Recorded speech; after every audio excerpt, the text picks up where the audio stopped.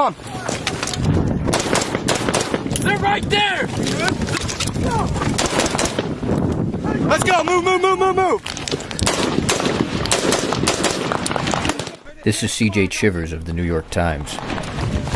The Marines of Kilo Company, 3rd Battalion, 6 Marines had been pushing through Marja, a Taliban-held area in southern Afghanistan. The Taliban were resisting. Often their tactic is to hit and run, and they aren't known as accomplished shots. But on this day, they massed and attacked 2 Marine platoons. They also had at least one man with them the Marines considered to be a sniper, which was unusual. Hey, Bennett, the tree line in between both the buildings. Look at the tree line right in the middle of that. Deep where those impacts just were. They're squirting both ways. The squirters, as Sergeant Brian Rogers, a squad leader, called them, were Taliban fighters a few hundred yards away, trying to escape across the open steppe. The sergeant ordered several Marines, including Lance Corporal Travis Vicolo, who was 20, to suppress the Taliban positions with gunfire. I want you low, though, Vicolo. I got it. Hey. At least one sniper, maybe more, was adjusting his shots. He'd almost determined the range, and was overcoming the stiff crosswind. Listen closely, as bullets pass overhead from a rifle heavier than a Kalashnikov. Right over. The Taliban usually shoot poorly. Not today. Sometimes in a firefight, inches matter. A dirt wall in the right place, like this one, can mean the difference between living and dying, especially at times like now, when a gunman in hiding has found the range. Hey, it's accurate fire! Give you a direction and distance. The sniper is likely using a rifle like these, which were found hidden in an Afghan home several hundred yards away. They're Lee Enfields.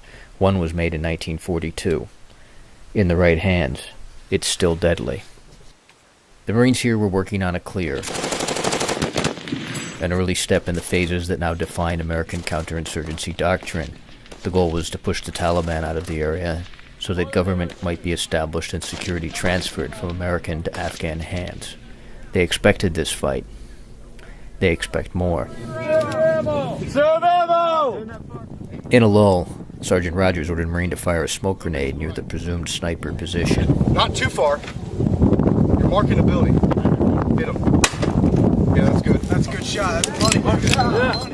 Its plume will mark for incoming air support. The sniper replied. Oh, he didn't like that, did he? Oh, that pissed you off a little bit. This is 2-2. I got green smoke on the ground in front of the building we're taking very effective fire from. How copy?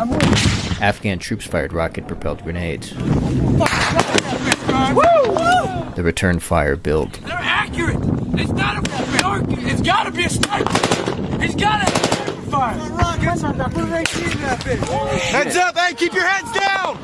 Sergeant Rogers ordered his troops back behind the wall. Get here, peel out again. One at a time. One at a time. Hurry up, Vicolo. Hurry up, Vicolo. Get the One at a time.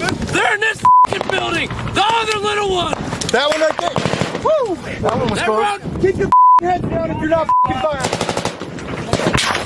Woo! The rounds passed by helmets. Hey, Then the cry went up. We got it. We got it. A Marine had been hit. Keep your arm lifted. Push Vicolo. It's Lance Corporal Vicolo. Though he had barely been exposed, Lance Corporal Vicolo had been shot through the shoulder. His bad luck was mixed with good. The round missed the bone. This was his second combat tour. He's the son of a Vietnam veteran. At first there was dread, but as his friend sensed his luck, the jokes began. Can I get a picture later? That looks really cool. Vicolo was lucid. He gave his medical tagging information. KV 4647 OPAWS. What is it? KV 4647 OPAWS.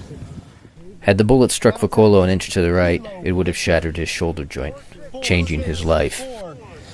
7 OPAWS. 8 inches to the right, it would have found throat.